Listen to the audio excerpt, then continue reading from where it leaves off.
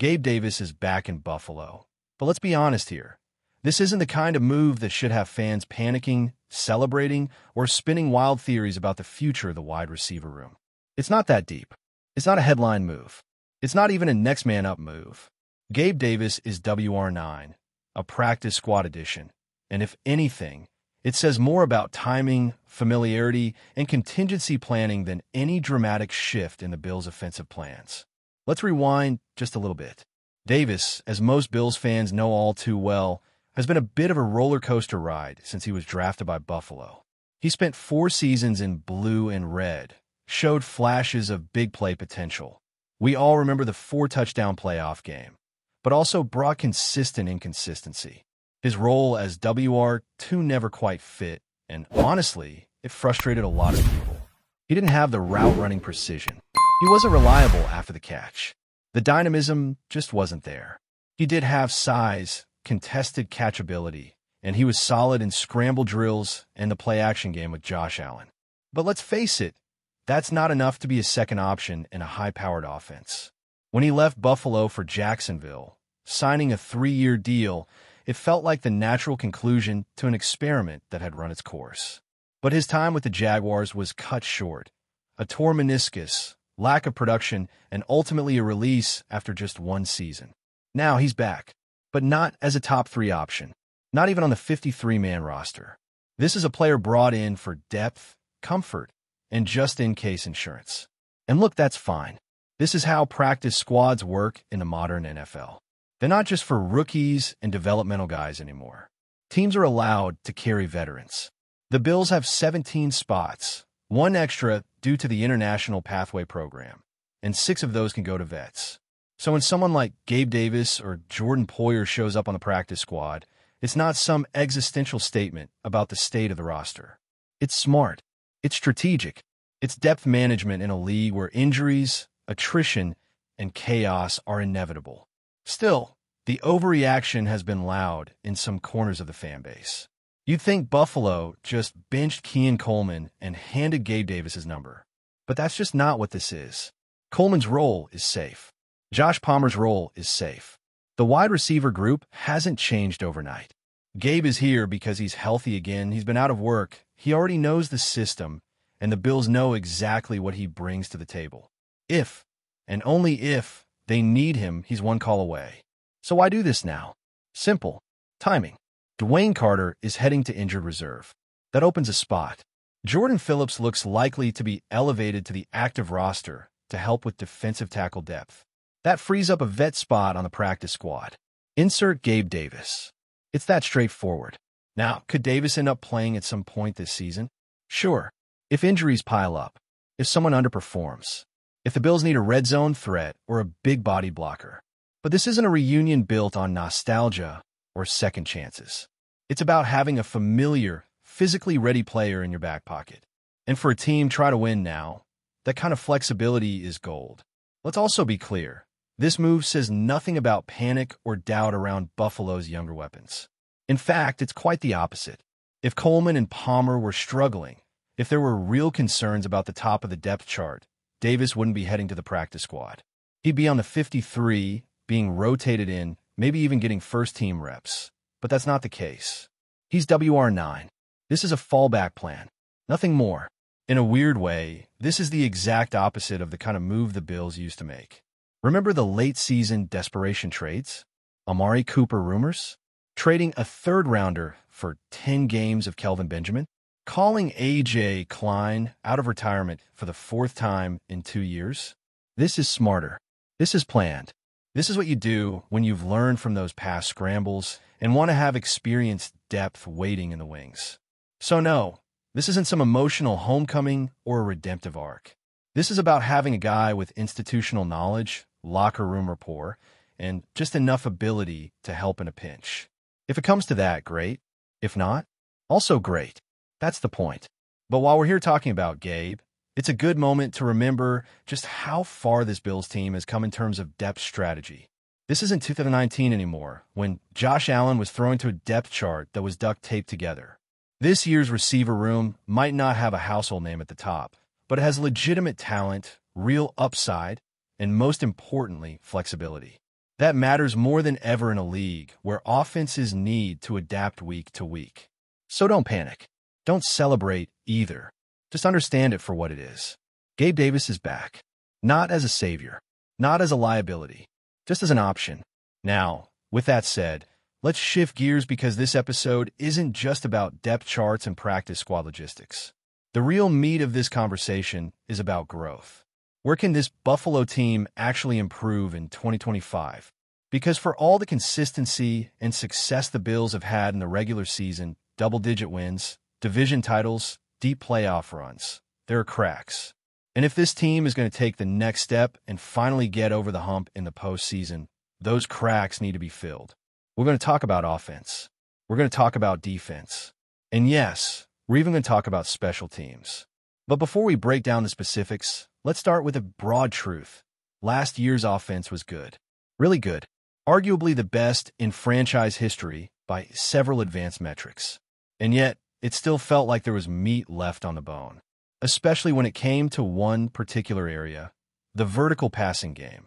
Now, let's define that quickly. We're talking about throws that travel at least 20 yards downfield in the air. Not yards after catch. Not intermediate crossers that go the distance. Pure deep ball targets. And here's the thing. Josh Allen threw those kinds of passes a lot last year. He ranked 4th in the entire league in deep ball attempt percentage. That's top 5 in frequency. So you'd expect decent production, right? Wrong. It was brutal. Out of 32 qualifying quarterbacks, Allen ranked 24th in completion percentage on those deep throws.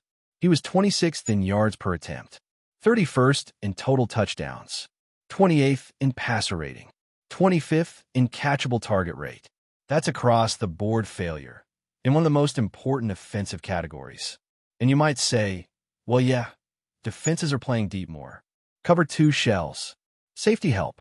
It's harder to go over the top now.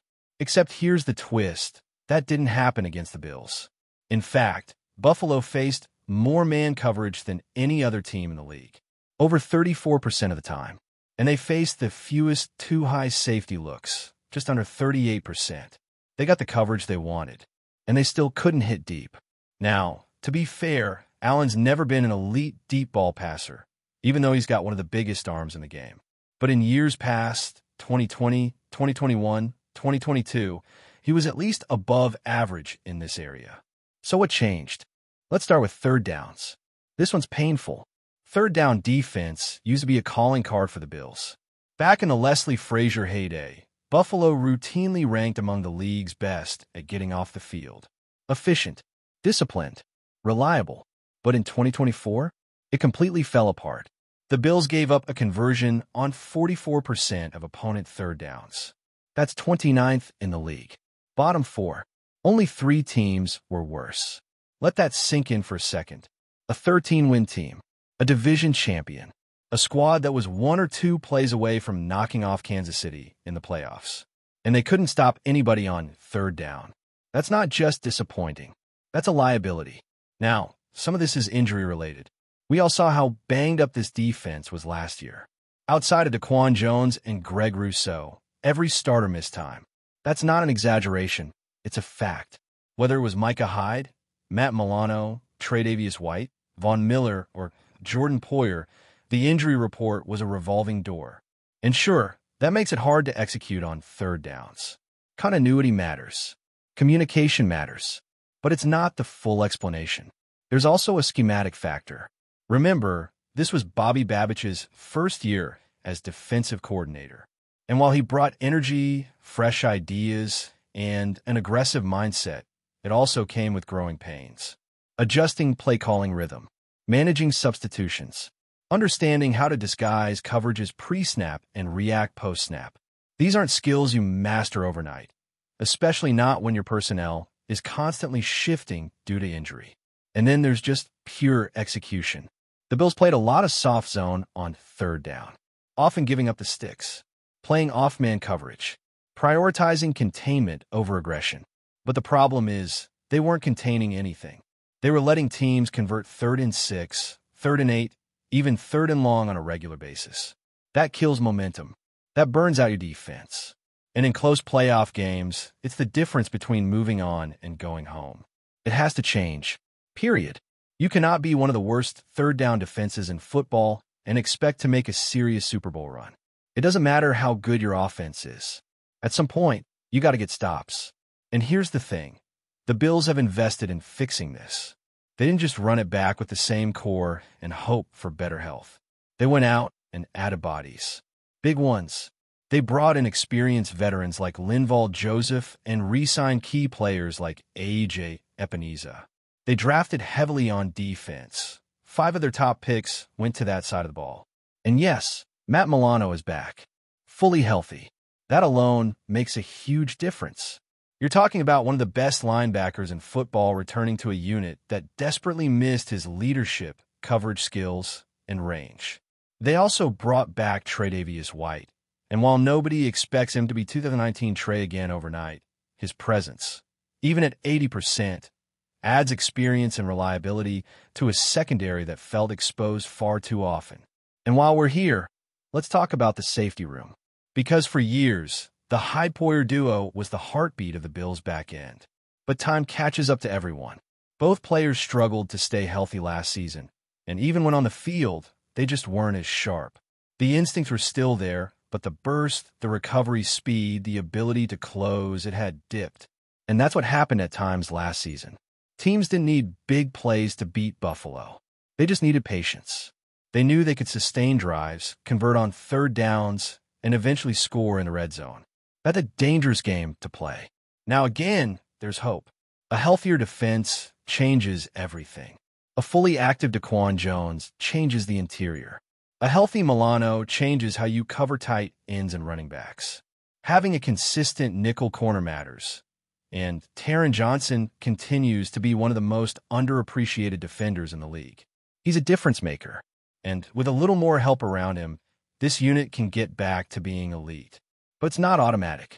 It takes execution. It takes better game planning. And it takes a defense-wide commitment to finishing drives. You don't want to be a team that gives up 3 touchdowns on 4 red zone trips. You want to be a team that forces field goals, creates turnovers, and sends a message that crossing the 20 doesn't mean you've scored. That's a mindset shift, and it has to happen this season. Now let's talk special teams. And yeah, brace yourselves because this part isn't pretty either. Tyler Bass used to be automatic, reliable from 50+, confident under pressure. But something changed. He struggled last season, missing more kicks than expected, and now we're dealing with pelvic area soreness, a phrase no one ever wants associated with their kicker. He missed most of camp, got capped at 48 yards in the preseason, missed an easy one, and the team brought in kickers for workouts. That's not a great sign. The leash isn't infinite. If Bass falters early, the Bills will be forced to make a move. Because in the AFC, where playoff games are decided by 3 points, you can't afford to carry a shaky kicker. Then there's the punter. Brad Robbins is the new guy, and to his credit, he's looked solid in camp and the preseason. But let's not ignore the past. He was statistically the worst punter in the league in 2023. That's not an exaggeration. That's real data. So even though he looks improved, there's still a lingering doubt. He has to prove it over a full season. One bright spot? Deontay Hardy. Look, I'll admit, I was skeptical of using a roster spot on a pure returner. But he was one of the few special teams assets who delivered last season. With the NFL kick return rules changing, moving touchbacks out to the 35, returns are back in play. And Hardy gives Buffalo an edge there. He's quick, decisive, and fearless. That matters. But overall, special teams has to be better. Whether it's blocking, coverage, execution, or consistency, it all needs to improve. You don't want to lose a playoff game because of a shanked punt or a missed chip shot. Not after all the work you've done to build a contender. So that's where we are. You got a defense that's dropped from dominant to just okay in 2 key areas, third downs and red zone. You got a special teams unit that's become a liability in multiple phases. And you've got a front office and coaching staff that clearly saw the same problems and went out of their way to address them. But plans on paper only go so far. You got to execute. You got to stay healthy. You got to coach better. And when it's 3rd and 8 in January, on the road, with the season on the line, you have to make that play. That's the difference between another almost season and something unforgettable. Coming up in the next episode, we're flipping the script and looking ahead to the Bills' Week 1 clash with the Baltimore Ravens, a heavyweight fight to kick off the season. Stick with me. Before we dive back in, make sure to hit that subscribe button and give this video a thumbs up. Your support helps us keep delivering the latest Buffalo Bills updates straight to your screen. And hey, don't hold back. Let us know your thoughts on today's news down in the comments.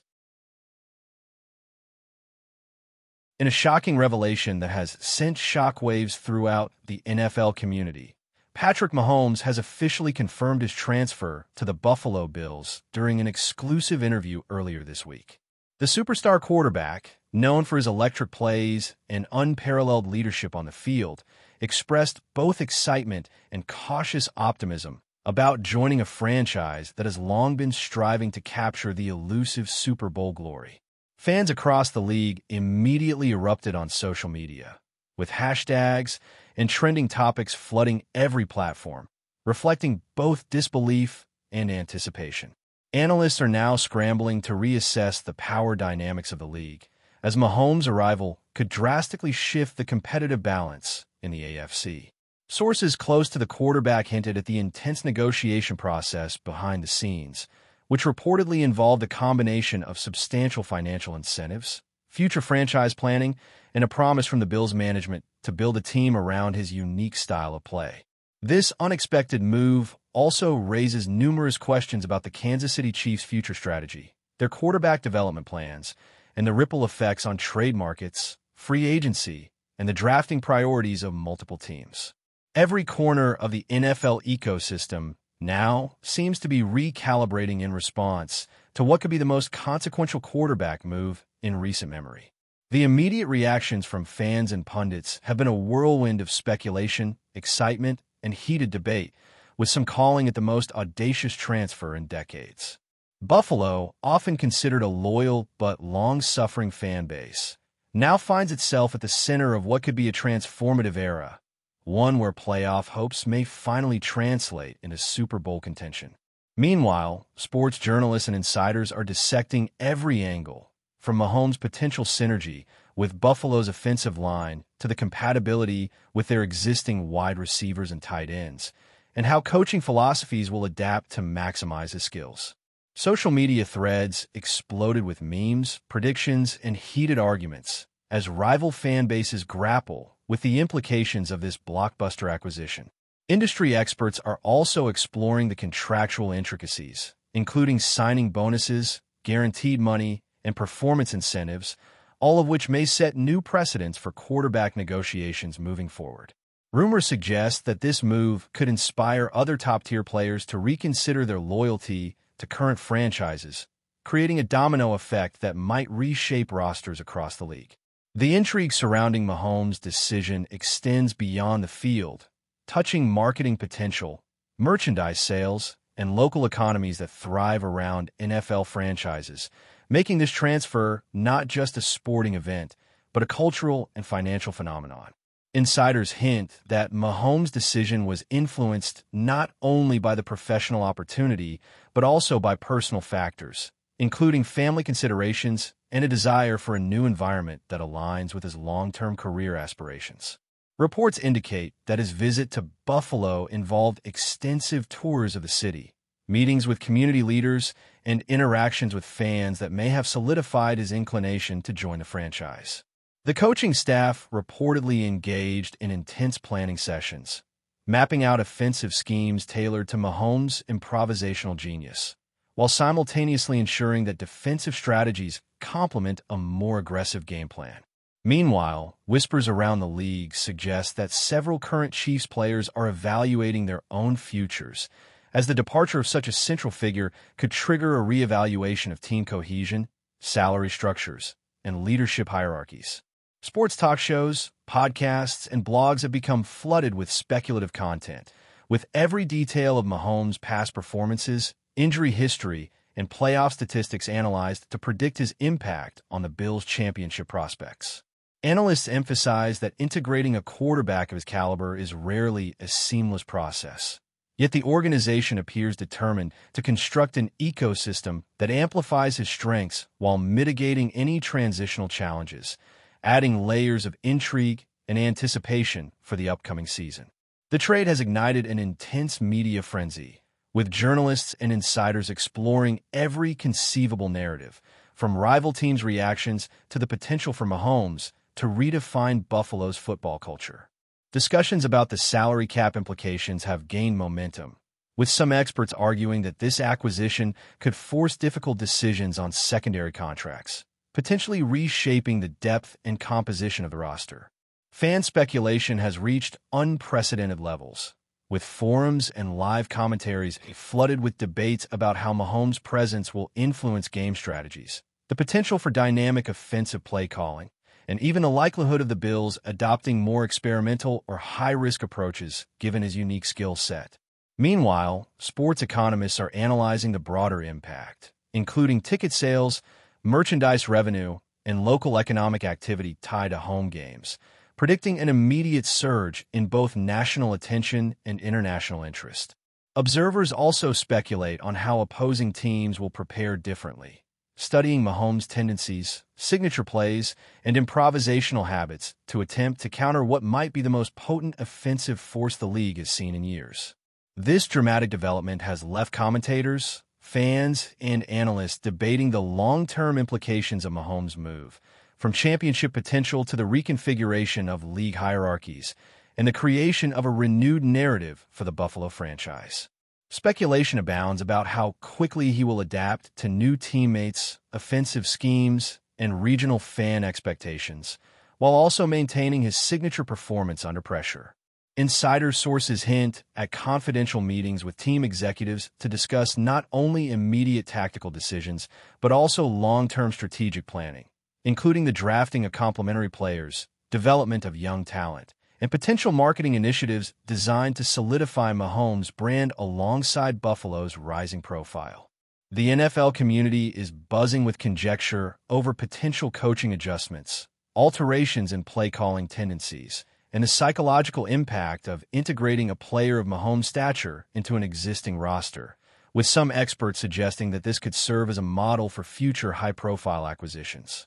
Fans, meanwhile, have become a part of the unfolding story, engaging in constant online debate, tracking every reported development, and speculating on potential outcomes ranging from playoff success to historic Super Bowl runs. As Buffalo embraces the whirlwind of attention, expectations, and pressure, the league collectively braces for what could be one of the most transformative periods in recent NFL history, all sparked by Patrick Mahomes' unprecedented decision to join a team that now carries the hopes of a fan base eager for glory. That's a wrap for now. If you enjoyed the video and want to stay on top of all things Buffalo Bills, make sure to subscribe and hit that like button. We'd love to hear what you think in the comments. See you in the next update.